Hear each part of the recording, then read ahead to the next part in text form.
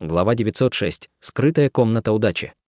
Старик Цзинь Юань усмехнулся и сказал: «Расслабьтесь, господин даосист. Я рисковал своей жизнью, чтобы получить его. Он определенно не может быть обычным». Хань Ли кивнул и, не говоря ни слова, направился к зданию с боку вместе с Цзинь Юанем. Войдя в здание, они попали в огромный зал шириной более 100 метров. Он был пуст, если не считать пожилой женщины стадии заложения основ, сидевшей со скрещенными ногами на молитвенном коврике. Услышав, как вошли Хань Ли и Цзинь Юань, она сразу же открыла глаза и встала. «Добро пожаловать, господа даосисты. Вы желаете посмотреть на коллекцию магических техник в зале, или вам нужна скрытая комната для обмена опытом культивации?» «Нам нужна скрытая комната», — спокойно сказал Хань Ли. У него не было ни малейшего интереса смотреть на записи техник. В конце концов, техники, которые разрешалось видеть иностранным культиваторам, были, скорее всего, совершенно обычными. Это стоит один духовный камень. Кроме того, вы потеряете свою комнату, как только выйдете из зала, сказала женщина средних лет с улыбкой на лице. Затем она потянулась к своей сумке для хранения на талии и вынула несколько миниатюрных комнат. Хань Ли был на мгновение ошеломлен при виде этого, а затем вынул духовный камень и обменял его на миниатюрную комнату, с любопытством взглянув на нее. Когда женщина средних лет увидела любопытство на лице Хань Ли, она с энтузиазмом спросила: «Кажется, господин даосист в первый раз встречает скрытую комнату удачи». «Так и есть. Это магический инструмент». Хань Ли взвесил предмет в руке и почувствовал, что она была легкой, как перышко. «Скрытую комнату удачи — это одновременно и магический инструмент, и нет», — объяснила женщина, «но пользоваться ей очень просто. Вам нужно только влить достаточное количество духовной ци, чтобы использовать ее. Конечно, низкоранговая скрытая комната удачи может только расширяться до определенной степени и не имеет других применений. Трудно назвать ее настоящим магическим инструментом. Однако в скрытых комнатах удачи более высокого уровня можно установить ограничительные заклинания, так что ее можно считать на одном уровне с магическими сокровищами. Конечно, та, что я дала вам, наиболее распространенный тип, так что никто не сможет прослушать ваш разговор». Услышав это, Хань Ли был в шоке. Хотя ему сказали, что здесь можно арендовать скрытые комнаты, он не думал, что это на самом деле какие-то странные вещи. Такого не было в небесном южном регионе. «Большое спасибо за объяснение, госпожа». Затем Хань Ли подошел к боковой камере, на которую указала женщина. Цзинь Юань последовал за ним и через некоторое время сказал: «Поистине удивительно, что господин даосист впервые видит скрытую комнату удачи. Но это не слишком шокирует, учитывая, что они обычно продаются только свободным культиваторам и высокоранговым культиваторам, которые часто путешествуют. Учитывая ваш юный возраст и нынешний уровень культивации, кажется, что вы ученик секты и вряд ли бы нуждались в чем-то подобном. Кроме того, они на самом деле довольно дорогие.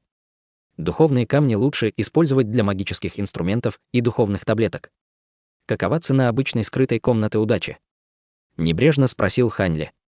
Когда Цзинь Юань увидел его интерес, он объяснил: низкоранговая комната стоит чуть больше 100 духовных камней. И хотя в высокоранговой комнате будут ограничительные заклинания, они стоят намного дороже, чем магические инструменты того же уровня. С учетом вышесказанного, существует большое количество скрытых комнат удачи, начиная от пагод, павильонов и дворов. Говорят, что самые большие из скрытых комнат удачи — это небольшие пещерные резиденции. Небольшая пещерная резиденция. Услышав это, Хань Ли был ошеломлен. Цзинь Юань в ответ на это усмехнулся и сказал: «Брат Хань, не спешите с выводами. Самая простая скрытая комната удачи в масштабе пещерной резиденции обойдется вам в несколько десятков тысяч духовных камней. Они не стоят того, о чем такому культиватору, как вы, стоит мечтать». Хань Ли кивнул, выражение его лица стало нормальным. В тот момент они уже прибыли в боковую камеру. Там было 6 каменных комнат, сверкающих белым светом. Это были увеличенные версии миниатюрной каменной комнаты, которую Хань Ли держал в руке. Сердце Хань Ли дрогнуло, и он просмотрел комнату своим духовным чутьем. Как и ожидалось, там было ограничительное заклинание, которое мешало его духовному чутью проверить комнату. Это было довольно простое ограничительное заклинание, и его можно было легко преодолеть, но хозяин комнаты немедленно обнаружил бы это и понял, что его подслушивали. Это был довольно безопасный способ не дать другим шпионить за вами. С этой мыслью Хань Ли бросил миниатюрную комнату в воздух, и его рука засверкала лазурным светом. Влив в нее духовную силу, комната задрожала и накалилась. Затем во вспышке белого света прозвучал приглушенный взрыв, после чего появилась каменная комната шириной в 10 метров. Он взглянул на каменную комнату и затем вежливо сказал: «Брат Цзин, пожалуйста, входите». Тогда я пойду первым. Но я должен сказать, что хотя раньше я видел скрытые комнаты удачи, у меня не было возможности побывать в ней. Цзин Юань погладил подбородок и усмехнулся, прежде чем войти. Хань Ли улыбнулся и последовал за ним внутрь, а затем захлопнул за собой дверь. Комната была небольшая, но была хорошо оформлена. В центре стояли каменный стол, каменные стулья и даже каменная кушетка неподалеку. Цзин Юань уже занял место на одном из стульев. Хань Ли прижал руку к стене и активировал ограничительное заклинание, а затем сел напротив Цзин Юаня. С суровым выражением лица Цзин Юань сказал первым: «Я слышал, как вы упоминали ранее, что у вас есть несколько вещей, о которых вы бы хотели получить информацию». «Что это за вещи? Это не так много», — спокойно ответил Хань Ли. «Я просто хотел подготовиться к короткому пребыванию в префектуре Гуаннин. Однако я не смог получить информацию о местных благородных кланах. Судя по вашему тону, вы, кажется, местный, и могли бы рассказать мне о них». Выражение лица Цзинь Юаня смягчилось, и он сказал: «Вот как. Это не проблема. Не хочу хвастаться, но я много знаю не только о префектуре Гуаннин, но и о всей провинции Ля». «Что вы бы хотели узнать об этом?» — удовлетворенным тоном Хань Ли спросил. «Поскольку хозяева префектуры Гуаннин — это 3 благородных клана, как насчет того, чтобы вы познакомили меня с ними и рассказали мне о каких-то великих событиях, которые произошли за последние несколько лет? С чего мне начать?» «С благородных кланов префектуры Гуаннин. Эту землю можно считать находящейся под властью конфуцианских сект, так как многие благородные кланы происходят от них. Но 4 великих клана этой префектуры происходили из разных стран, за исключением клана Кун». Хань Ли сжал губы и небрежно спросил: 4 великих благородных клана. Разве в префектуре Гуаннин их не 3, хех? Совсем недавно их стало 3. 10 лет назад их было еще 4. Однако клан Фэн совершил неизвестное преступление против других 3 кланов, и в результате они свергли их за одну ночь, уничтожив всех прямых учеников.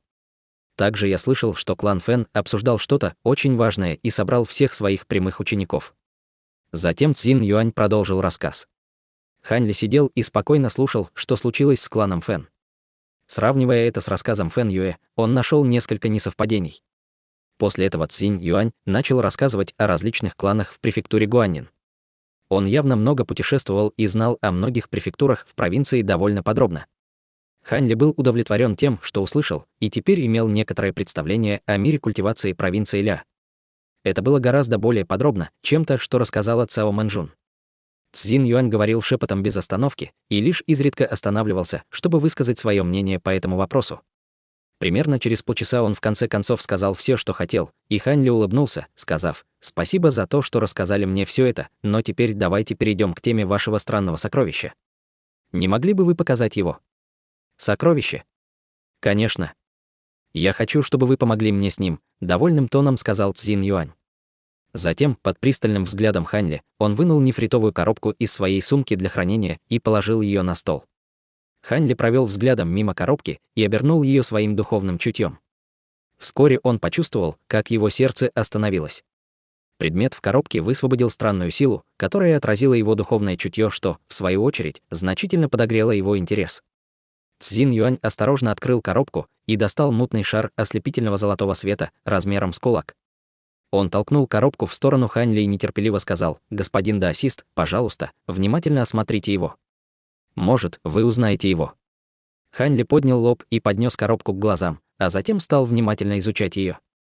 Шар напоминал пузырь с прозрачным центром и сверкающей золотым светом поверхностью. Однако у него не было духовной ци, как будто это был обычный предмет. После долгого изучения он вытянул палец и обернул его слоем лазурного света. Затем он ткнул им в предмет, обнаружив, что тот был мягкий и гибкий, как будто это действительно пузырь. На лице Хань Ли отразился шок, и, немного подумав, он снова попытался осмотреть его своим духовным чутьем, но пузырь сверкнул светом и отбросил его в сторону. Затем он неосознанно ответил увеличением интенсивности своего духовного чутья, пытаясь навязать ему нити духовного чутья. Внезапно произошло нечто странное. Золотой свет несколько раз сверкнул на поверхности пузыря, а затем начал расширяться в одно мгновение и сокращаться в другое, напоминая сердцебиение.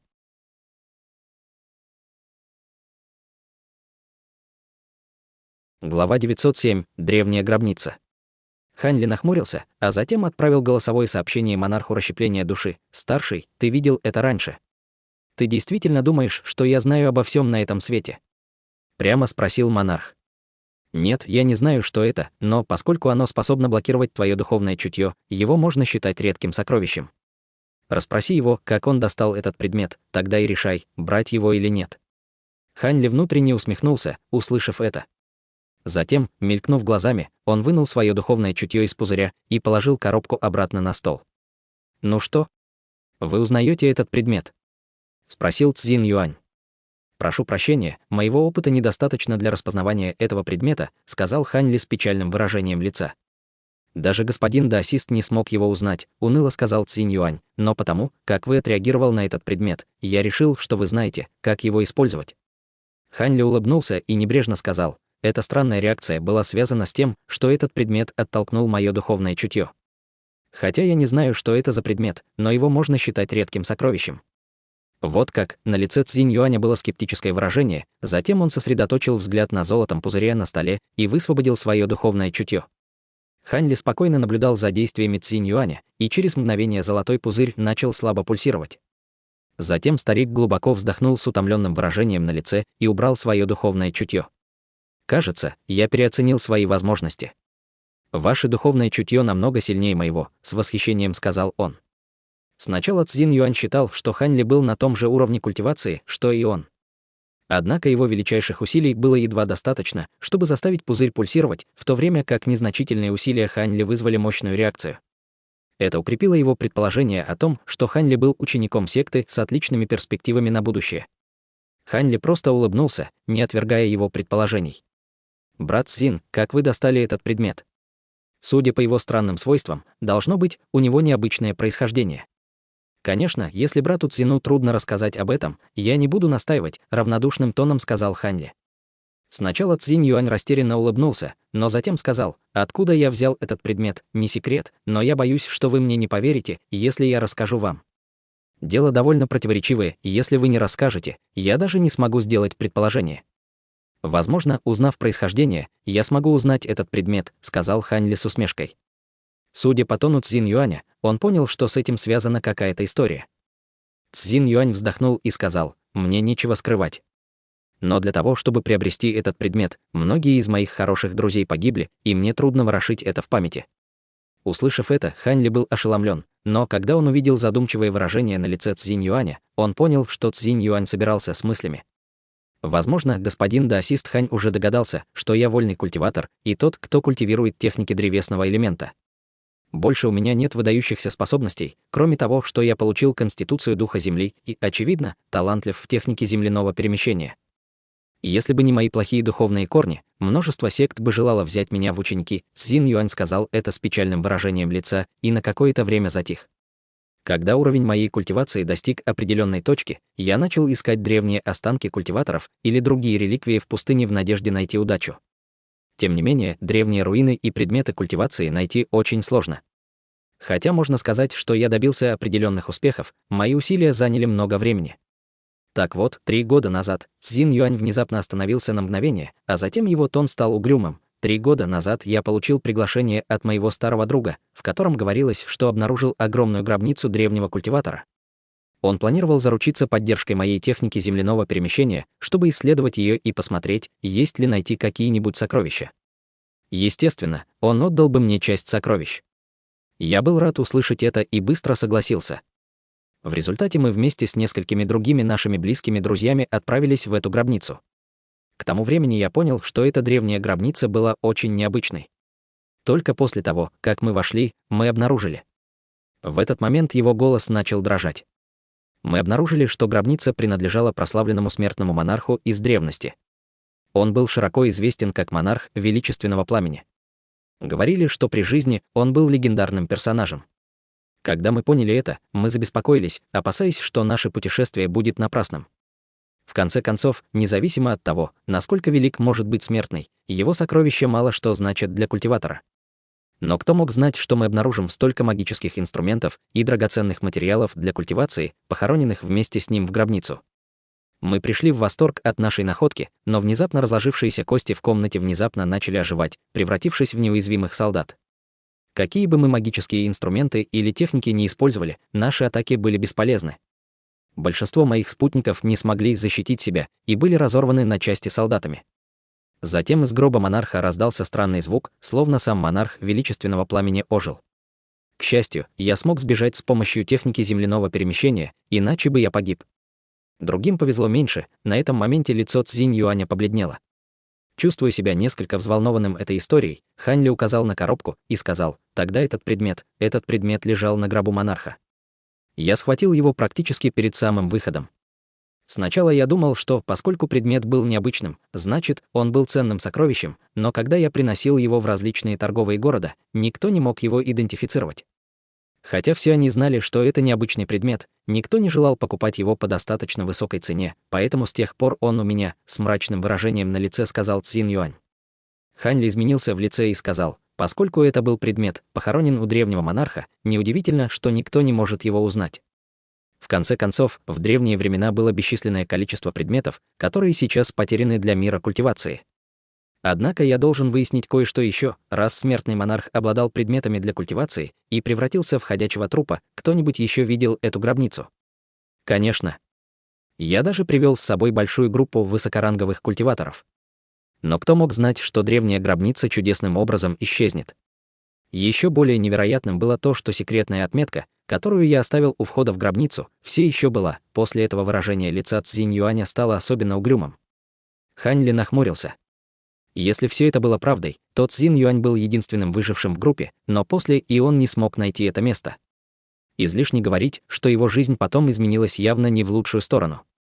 Немного подумав, Хань Ли спокойно сказал: «Господин даосист, не могли бы вы сказать мне, где находилась древняя гробница?» Цзинь Юань сказал, стиснув зубы: «Если бы она все еще была там, то она в горном хребте Снежной горы». Глаза Хань Ли сверкнули, и он медленно спросил: «Горный хребет Снежной горы?» Если я правильно помню, ходят слухи, что там часто исчезают культиваторы. Может ли это иметь какое-либо отношение к этому? Немного поколебавшись, Цзинь Юань ответил: «Возможно. Если вас это заинтересовало, я могу сообщить вам местонахождение гробницы. Возможно, вы сможете там что-то найти, что-то там». После этого он достал нефритовую пластинку и запечатлел что-то на ней, а затем передал Хань Ли. Немного помолчав, Хань Ли взял нефритовую пластинку и спокойно сказал: «Хорошо. Если у меня будет время, я обязательно посмотрю». Цзинь Юань усмехнулся с сияющей улыбкой и сказал: «Мы с вами быстро нашли общий язык.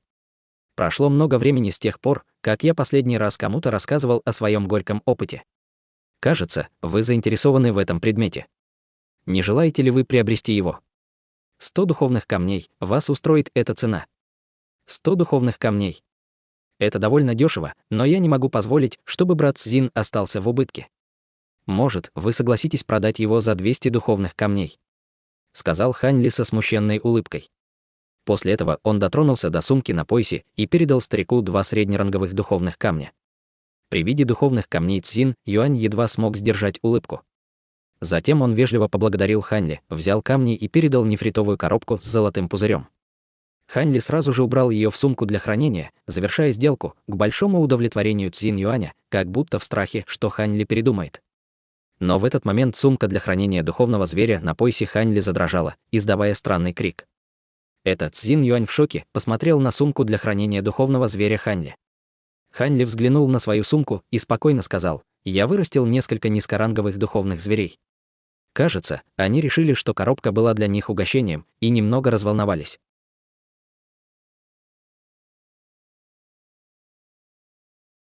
Глава 908. 3 трупа.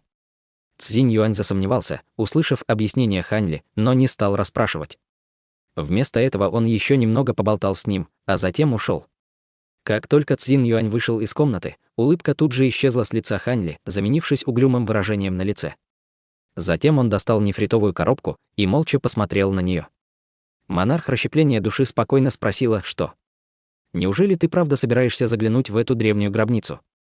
«Конечно, нет», — усмехнулся Хань Ли, «хотя я не знаю, насколько его слова правдивы, я не собираюсь подвергать себя такой опасности, как какой-то новичок.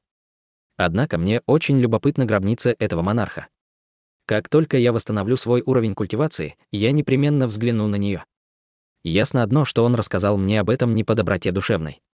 Кажется, он держит меня за дурака, раз решил, что я поведусь на фразу про то, что мы быстро нашли общий язык. Разве мог такой старый человек, как он, с легкостью рассказать другим об этом секретном вопросе, не говоря уже о незнакомце, которого он только что встретил? Учитывая, насколько он был нетерпелив, наверняка, это ловушка. Вот так. Однако новички, только что покинувшие секту, определенно бы повелись на это. Он решил, что ему удалось завоевать твое доверие и, вероятно, предаст тебя в будущем. Напоминает, когда я, монарх расщепления души, тяжело вздохнул и замолчал. Что? Неужели тебя когда-то в прошлом провели так? Усмехнулся Ханли. Монарх расщепления души несколько раз смущенно фыркнул. Я тоже когда-то был молодым и неопытным, так что в этом нет ничего странного. Все нормально. Я не собираюсь расспрашивать тебя о твоих прошлых позорах. Однако, кажется, плачущая душа заинтересовался этим предметом. Этот младший не спросит старшего о его прошлых позорах. Это очень странно. Ханли похлопал по сумке для хранения духовных зверей, выпустив полоску черного света. Она приземлилась на стол, превратившись в миниатюрную обезьянку с угольно-черным мехом. Появившись, она начала обнюхивать воздух и нерешительно уставилась на золотой пузырь. Озадаченный, Ханли соединил свое духовное чутье с плачущей душой. Судя по его ответу, обезьяна одновременно чувствовала страх и возбуждение от золотого пузыря. Что происходит? До того, как Ханли понял, что происходит, черная инская ци внезапно накрыла тело плачущей души и ворвалась в золотой пузырь. Как только черная ци вошла в золотой пузырь, он засверкал ярким светом, выпустив язык серого пламени, которое обвивало тело зверя. Мордочка плачущей души исказилась от боли и застыла, продолжая выпускать черную ци вокруг своего тела, чтобы противостоять серому пламени. Ханли нахмурился при виде этого. Хотя он не знал, что происходит, казалось, что плачущая душа в ближайшее время будет опираться на поддержку серого пламени, чтобы что-то культивировать. Но больше всего его озадачило то, как золотой пузырь с появлением серого пламени внезапно наполнился удивительными духовными колебаниями ци, которые, казалось, взялись из ниоткуда. Монарх расщепления души вскрикнул от удивления: «Стойка! Я видел нечто подобное раньше». Старший вспомнил что-то. Удивленно спросил Ханли. «Дайте мне подумать», — ответил монарх расщепления души торжественным голосом. «Это было очень давно». Услышав это, Ханли перевел взгляд к плачущей душе в пузыре, размышляя о том, что происходит. Спустя долгое время монарх расщепления души, наконец, прервал его молчание удивленным тоном: «Теперь я вспомнил. Когда я путешествовал по округе, я видел нечто похожее на 10-тысячелетнем трупе старого монарха, который когда-то был старшим монахом буддийской секты. Став трупом, он превратил свою хрустальную реликвию в невероятно мощное защитное сокровище. Это сделало его неуязвимым на короткое время после того, как она вышла из его тела. Я даже пострадал от ее могущества. Однако это было давным-давно, и защитный барьер был серебряным. Кроме того, такое сокровище должно было быть спрятано в трупе монарха. Откуда у такого культиватора, как Цзин Юань, могло взяться это сокровище? Значит, нам повезло. Раз оно настолько мощное, его можно считать чрезвычайно ценным сокровищем. Затем Ханли с тоном беспокойства спросил: «Но если оставить в стороне то, как оно было приобретено, как думаешь, оно опасно для плачущей души?» Монарх расщепления души пробормотал недовольным тоном: «А ты разве еще не понял? Твой духовный зверь поглощает трупное пламя, содержащееся в реликвии. Не только ты ненормален, но и все твои духовные звери фантастические, а этот специализируется на сдерживании призраков и духов. За многие годы моей жизни я никогда не слышал о таком звере. Поглощает трупное пламя». Ханли взглянул на плачущую душу и увидел, что инская ци медленно поглощала серое пламя. Вздохнув с облегчением, он вспомнил слова монарха и, усмехнувшись, сказал: «Честно говоря, этот зверь сильно отклонился от своей первоначальной техники культивации и уже несколько раз эволюционировал. Трудно сказать, по-прежнему ли этот зверь является зверем плачущей души». «Что? Так это разновидность духовного зверя». Мне было интересно, почему на его спине был рисунок демонического призрака. А учитывая светло-серый цвет пламени, это наверняка чистое трупное пламя, которому более 10 тысяч лет. Обычные культиваторы и духовные звери погибли бы при контакте с ним, а этот зверь осмелился поглотить его. Это очень необычно. Однако, похоже, что сокровище еще не полностью усовершенствовано и не имеет хозяина, иначе бы его выследил труп монарха, который создал сокровище, независимо от расстояния. Это само по себе довольно странно. Немного помолчав, Ханли улыбнулся и сказал: «У сокровища нет хозяина. Тогда, после того, как зверь плачущей души покончит с трупным пламенем, я получу сокровище бесплатно. Не думал, что приобрету драгоценное буддийское сокровище до того, как найду буддийскую технику. Я действительно хочу увидеть силу реликвии в форме барьера. Монарх расщепления души монарха вздохнул и объяснил, стоит сказать, что это не просто кристаллическая реликвия, а реликвия Ваджра. Подавляющее большинство кристаллических реликвий белые, а у некоторых – другие цвета.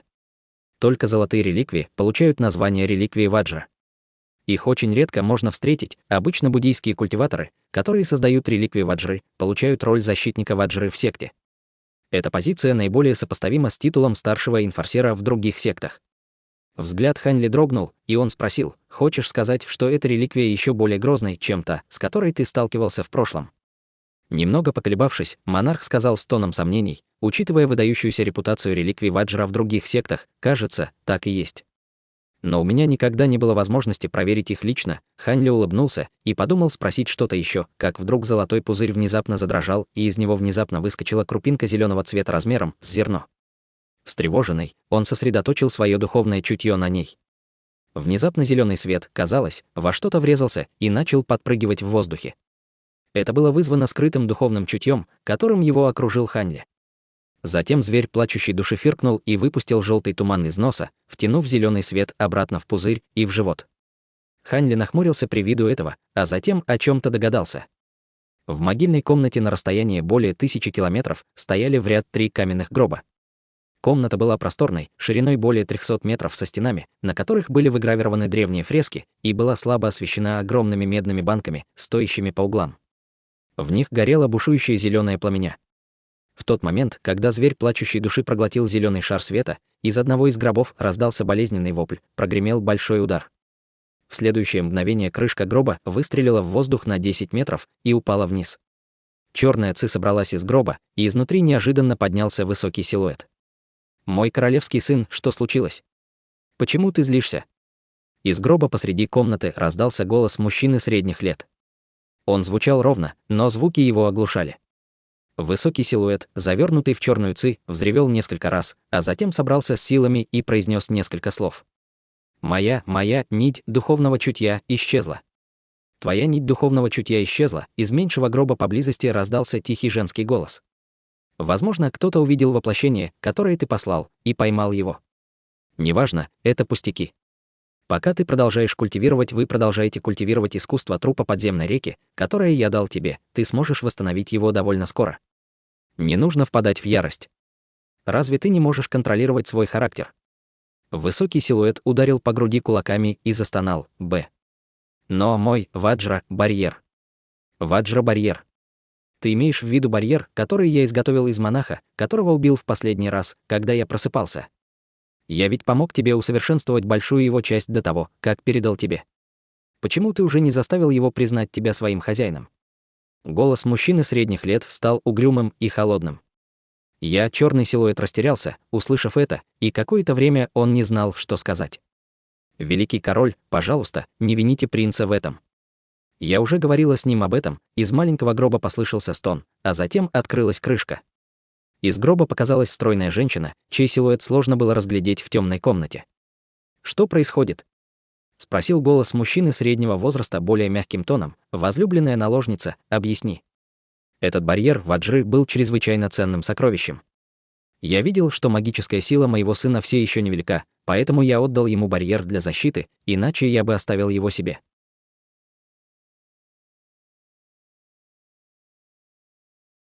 Глава 909. Схема.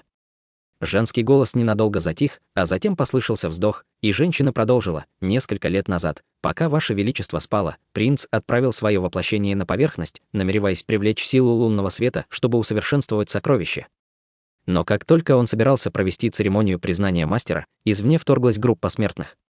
Поскольку принц поглощал силу лунного света, большинство ограничительных заклинаний дворца оставалось бездействующим. Это привело к тому, что культиваторы вторглись в главную комнату принца. Принцу ничего не оставалось, кроме как временно остановить церемонию и активировать трупных марионеток, чтобы избавиться от культиваторов.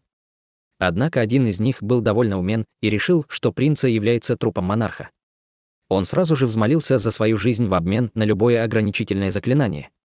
Принц увидел в этом некоторый потенциал и наложил на него ограничительное заклинание. И какое это имеет отношение к Ваджра-реликвии? Нетерпеливо спросил голос мужчины средних лет. «Пожалуйста, успокойтесь, Ваше Величество», — поспешно объяснила женщина. Суть в том, что старик подкинул принцу идею. Старик сказал, что он сможет с легкостью собрать первичные души культиваторов из внешнего мира. Нам не нужно было бы самим искать их. Го. И как же он это сделает? В голосе мужчины средних лет звучало любопытство. Все просто. Этот человек упомянул, что принц должен передать ему редкое странное сокровище и спрятать в нем нить духовного чутья. После этого он бы продал этот предмет одиноким бродячим культиваторам и заманил их на поиски гробницы принца. Естественно, это привело бы их к гибели, но в случае, если они не пойдут в гробницу, нить духовного чутья принца может активировать скрытые ограничительные заклинания на сокровище, убивая человека, который его держит. В результате его душа будет заперта в сокровище, а сокровище вернется в гробницу. Однако, это довольно редкое сокровище, поэтому пришлось скрывать следы нити духовного чутья принца или трупного пламени, которое в нем содержится, иначе все будет напрасно. Мужчина средних лет холодно прервал, нет необходимости продолжать. Очевидно, принц передал реликвию Ваджры этому старику, прежде чем сокровище было усовершенствовано и признало принца своим хозяином. Только благодаря буддийской природе реликвии принц смог скрыть трупную ци. Все действительно так, как подумало Ваше Величество. Поскольку, как только принц будет признан хозяином сокровища, реликвия Ваджра больше не сможет скрывать трупную ци. Учитывая большое количество душ культиваторов, которые необходимы принцу, он рискнул и передал это сокровище. Однако я намеренно приказала старику не провоцировать культиваторов выше стадии формирования ядра и не рисковать, чтобы другие видели этот процесс, и за последние несколько лет нам было доставлено множество культиваторов. Но сейчас, очевидно, все пошло не по плану, нить духовного чутья была изъята и уничтожена. Позже мы активируем ограничение на первичную душу этого человека и должным образом допросим его. Мужчина средних лет холодно фыркнул. Сколько душ культиваторов вы приобрели с помощью этой схемы? У меня есть подобная схема с генералом Г. Как только все будет готово, мы получим постоянный запас душ культиваторов. Больше не нужно будет ввязывать в это дело посторонних. Это причина, по которой Ваше Величество выпустил генерала Г во внешний мир несколько лет назад. Удивилась женщина. Да. Генерал Г теперь выдает себя за лидера клана культиваторов, заставляя учеников работать на нас. Чтобы скрыть себя, генерал Ге даже манипулировал альянсом кланов, чтобы уничтожить клан буддийского происхождения. Старейшины буддийского клана видели, что что-то не так, и хотели сообщить об этом в соседнюю буддийскую секту, но я лично уничтожил их культиваторов в стадии формирования ядра. Затем генерал Ге отправил другие кланы культиваторов уничтожить их оставшихся членов. Сказав это, голос мужчины зловеще усмехнулся. С тоном удивления женщина сказала: «Тогда план Вашего Величества, хех. В этом нет ничего сложного. Рано или поздно ты бы узнала об этом». Это была идея, которую мне подкинул монарх Небесного Ветра с горы Фансянь, когда он в последний раз посещал ее. Он сделал то же самое, и его еще не нашли. Если мы будем достаточно осторожны, нам нет причин беспокоиться за души культиваторов в следующие 300 лет. Даже если что-то пойдет не так, мы можем просто переместить гробницу и скрыться. Кроме нескольких старых эксцентриков Великой Империи Цзинь, кто осмелится нападать на меня? Монарх Небесного Ветра. Он определенно непростой персонаж. Почему он рассказал этот секрет Вашему Величеству? Может быть, он что-то замышляет? В голосе женщины появилась нотка беспокойства. Конечно же, он что-то замышлял. Мужчина средних лет сердито сказал: он забрал 3 таблетки сердечной крови в качестве оплаты за то, что сказал мне. Мне все равно кажется это подозрительным. Ничего хорошего нельзя сказать о дьявольской паре горы Фансянь. Возможно, он хочет выманить Ваше Величество подальше от гробницы. Поскольку 3 наши души слиты вместе с гробницей, мало кто сможет победить нас, пока мы останемся в ней, сказала женщина со следом беспокойства. Голос мужчины средних лет замолчал на мгновение, а затем он торжественно сказал: «Дорогая наложница, твои слова разумны, и я приму меры, чтобы этого не допустить. Всякий раз, когда я покидаю гробницу, я активирую ограничительные заклинания и всегда предельно бдителен в путешествии. Я также не позволю дьявольской паре узнать, когда я покидаю гробницу. Все будет хорошо, если вы будете осторожны, Ваше Величество», — нежно произнесла женщина. «По правде говоря, у Вашего Величества не должно быть оснований для того, чтобы действовать лично. Вы можете просто оставить это дело мне или вашим воплощением. В конце концов, пока Ваше Величество в безопасности, я буду рада встрече с любым грозным врагом». Хех. Возможно, ты этого не знаешь, но для того, чтобы наш план сработал, мне нужно, чтобы все благородные кланы префектуры Гуаннин были под моим контролем. Мужчина средних лет терпеливо объяснил женщине: когда я уходил в последний раз, мне пришлось сражаться с этим эксцентриком Куном, и я даже не смог ранить его. Поэтому я был легко ранен и бежал. И хотя в двух других благородных кланах не было никаких культиваторов зарождающейся души, у всех было необычное происхождение. Они все обладают несколькими редкими сокровищами, которые эффективны против еретиков, таких как мы. Я считаю, что эти два клана были основаны их сектами в попытке контролировать меня. Но так как я был в состоянии покоя более 1000 лет, они забыли обо мне, и теперь я могу разобраться с ними за раз. Когда эти секты обнаружат меня и начнут действовать, пройдет много лет, и я с помощью этих душ-культиваторов прорвусь в следующее царство, что позволит мне создать тело небесного трупа. Тогда я должна поздравить Ваше Величество заранее. После создания тела небесного трупа Ваше Величество больше не будет ограничено этой гробницей, радостно сказала женщина. Мужчина средних лет усмехнулся. Когда придет время, я смогу применить технику, чтобы освободить твою душу и душу принца из этой гробницы. Ваше Величество, вы также должны помнить, что мы все еще должны найти эту реликвию, напомнила женщина. Это ценное сокровище, которое способно сделать вас неуязвимым на короткое время. Не забывайте, что когда старый монах выпустил свою хрустальную реликвию, Вашему Величеству потребовалось 3 дня непрерывно поддерживать трупный огонь, чтобы погасить золотой свет реликвии и убить монаха внутри него. Теперь, когда реликвия превратилась в барьер Ваджры, я боюсь, что ее мощь намного больше. Дорогая наложница, тебя это беспокоит? Барьер Ваджры — это то, что могут исправить только трупы монархов-трупов в возрасте 10 000 лет. Это невозможно для человеческих культиваторов. И, кроме меня, единственным другим монархом, которому 10 000 лет, является тысячелетний демон долины трупов Син. Человеческие культиваторы бы не посмеют пойти туда. Пока в долине установлен флаг 1000 демонов, ни одна из великих сект праведного и дьявольского Да'a не осмелится приблизиться к нему. Мужчина средних лет усмехнулся. И то верно. Однако это редкое сокровище очень подходит нам. Как только выяснится, у кого это сокровище, давайте отправим мужчин вернуть его, мрачно сказала женщина. Даже если бы ты этого не сказала, я бы все равно сделала это. Но поскольку этот человек заметил нить духовного чутья принца в барьере Ваджры, он должен быть необычным.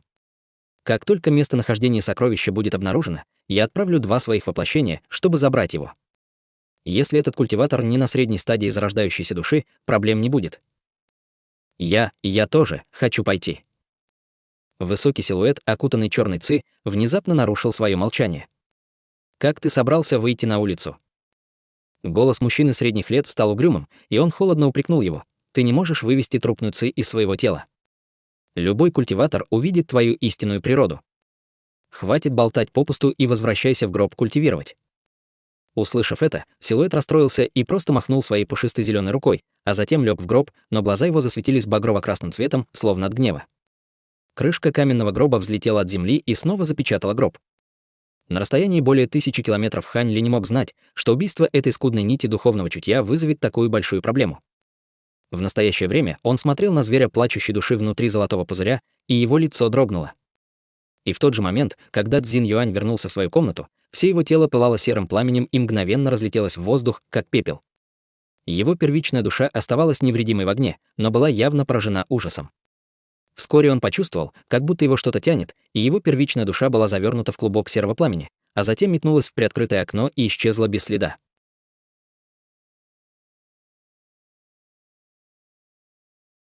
Глава 910. Огненные кристаллы. После долгого пребывания в комнате скрытой удачи Хань Ли в конечном итоге решил убрать зверя плачущей души в свою сумку для хранения, пока он все еще находился внутри золотого пузыря. Затем он вышел и уменьшил скрытую комнату удачи до ее первоначального размера. Вернувшись в главный зал, он вернул комнату женщине средних лет, а затем направился на площадь. В тот момент был уже полдень, и культиваторов было почти вдвое меньше, чем утром. Все они направлялись в своеобразное каменное здание для участия в аукционе. Недолго думая, Хань Ли двинулся к ним.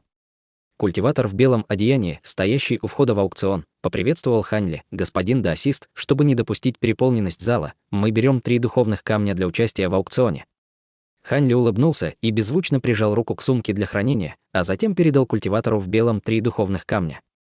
Культиватор улыбнулся в ответ и дал ему нефритовую пластинку размером с ладонь, позволяя ему войти. Хань Ли взглянул на нефритовую пластинку, входя в здание, и увидел выгравированные на нем цифры 243. Кроме этого, на ней больше ничего не было. Пройдя через 60-метровый коридор, он натолкнулся на 4 культиваторов, охранявших дверь, освещенную белым светом. При виде Хань Ли они равнодушно взглянули на него. Хань Ли проигнорировал их и прошел мимо них, открыв ворота и войдя в главный зал.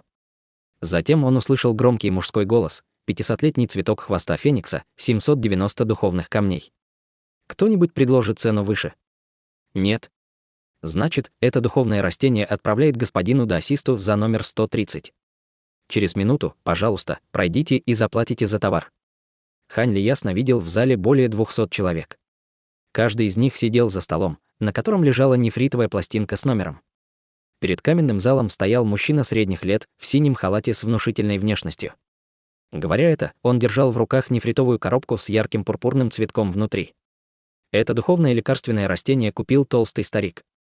Когда он увидел, как мужчина средних лет проверяет ставку, он встал со счастливым выражением лица и подошел к боковой двери, как будто не мог дождаться, чтобы получить ее. Хань Ли равнодушно взглянул на происходящее и направился к свободному столику. Он сел на стул из чистого белого камня. Внешний вид стула и его теплота очень заинтересовали Хань Ли. Это Хань Ли задумался на мгновение, вспомнив каменные материалы в своей памяти, но обнаружил, что раньше не видел такого материала. Его губы слегка скривились от удивления. «Господин даосист, вы впервые видите теплый камень». Вдруг он услышал женский голос со следами усмешки. «Теплый камень». Он повернул голову в сторону и увидел 2 молодых культиваторш, похожих друг на друга. Возможно, они были сестрами. Одна из них была в желтом, другая — в зеленом. Обе они были бесспорными красавицами. С Хань Ли заговорила женщина в зеленом. Ей показалось глупым, как Хань Ли коснулся стола. «Младшая сестра, не говори, пока тебя не спрашивали», — быстро сказала женщина в желтом. «Господин даосист, пожалуйста, не сочтите за грубость. Моя младшая двоюродная сестра только что вышла из клана, и ее слова все еще опрометчивы. Надеюсь, вы простите ее. Двоюродная сестра. Они не родные сестры». С удивлением подумал Хань Ли. Но судя по тому, что они обе уже достигли стадии заложения основ в столь юном возрасте, у них явно были исключительные способности. Подумав об этом, он улыбнулся и небрежно сказал: «Все в порядке. Раньше я только слышал о теплом камне, но впервые вижу его. Вы много о нем знаете». Очевидно, это необычный материал, потому что я никогда прежде его не встречал, пока культивировал в пустыне.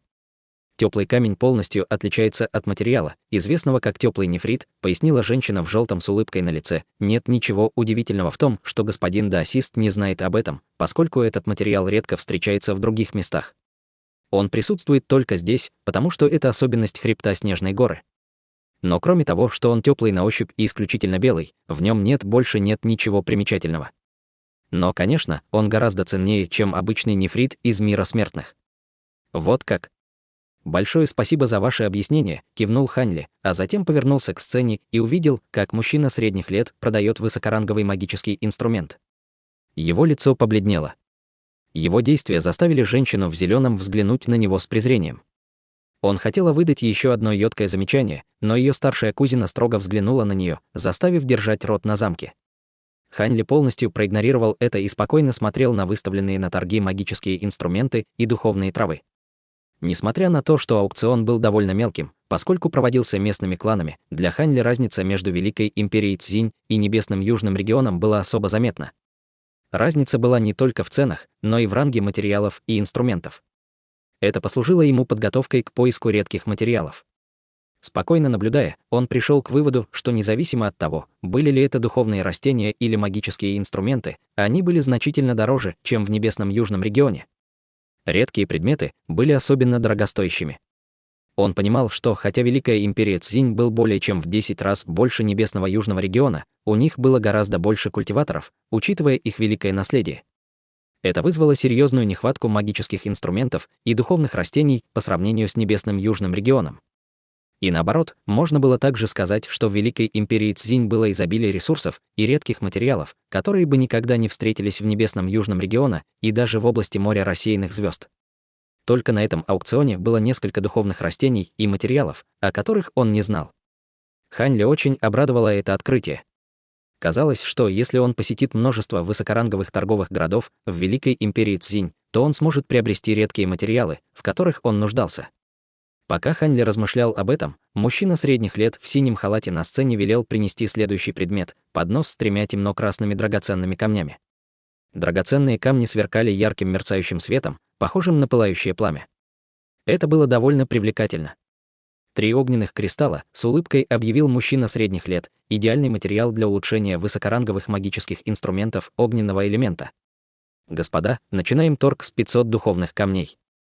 Хань Ли бросил на них небрежный взгляд и уже собирался перевести взгляд, но затем кристаллы привлекли его внимание, и он взвизгнул. В глубине его сознания раздался голос монарха расщепления души: «Малыш Хань, судя по твоей реакции, эти драгоценные камни привлекли твое внимание». Драгоценные камни. Кажется, бывают случаи, когда даже старший может ошибаться. Хань Ли с ухмылкой послал монарху голосовое впечатление и сделал ставку в 600 духовных камней. Что? В этих драгоценных камнях нет ничего особенного. Хотя уровень моей культивации ушел, мое духовное чутье такое же. Я никогда не ошибаюсь, подозрительно сказал монарх расщепления души. Странным голосом Хань Ли ответил: хотя мне не хватает опыта, я осмелюсь сказать, что в этом мире не так много людей, которые разбираются в ядрах демонических зверей лучше меня. Это как-то связано с ядрами демонических зверей. Монарх был ошеломлен, услышав уверенность в голосе Хань Ли. Если бы не долгие годы, которые он провел с ним, он бы решил, что Хань Ли ошибся. Немного помолчав, монарх расщепления души добавил: раз ты настолько в этом уверен, значит, за этим должны быть какие-то рассуждения, но я не могу заставить себя поверить, что в этих огненных кристаллах есть что-то странное, прежде чем я получу доказательства. Само собой разумеется, я не единственный, кто не видел ничего странного в драгоценных камнях, даже оценщики аукциона не смогли найти в них ничего исключительного, хотя у них огромный опыт работы с редкими предметами. Услышав слова сомнения монарха, Хань Ли улыбнулся и объявил более высокую ставку, заставив конкурирующих участников отказаться. Довольный, что драгоценные камни были проданы по высокой цене, мужчина средних лет взглянул на число на нефритовой пластинке Хань Ли и громко крикнул: 800 духовных камней. 3 огненных кристалла отправляются господину даосисту за номером 243. Пожалуйста, пройдите в конец зала, чтобы оплатить товар. Услышав это, Хань Ли взял свою нефритовую пластинку и пошел в боковой зал. Там его ждал культиватор в стадии уплотнения ци в белом халате. Когда он увидел, что прибыл Хань Ли, он сразу же повел Хань Ли в небольшую комнату ожидания в заднем зале. Мгновение спустя служанка принесла ему чашку чая. Хань Ли взглянул на чашку чая и оставил ее в покое, спокойно осматривая комнату. Вскоре вошел лысый старый культиватор на стадии заложения основ с улыбкой. «Прошу прощения, что заставили вас ждать. Пожалуйста, посмотрите, на что вы сделали ставку». После этого он передал нефритовую коробку Хань Ли. Хань Ли быстро открыл нефритовую коробку и обнаружил 3 кристалла, пылающих красным светом. Со спокойным выражением он тщательно осмотрел, не говоря ни слова.